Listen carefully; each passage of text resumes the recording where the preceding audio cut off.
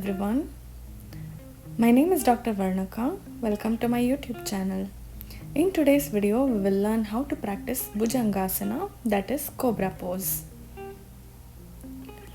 Bhujangasana is really good to strengthen your lower back. It expands your respiratory system and also good for heart disease. To practice, start in Makarasana. Bring your legs together, hands beside your chest. Now slowly inhale and raise your upper body and make sure your elbow is half bent.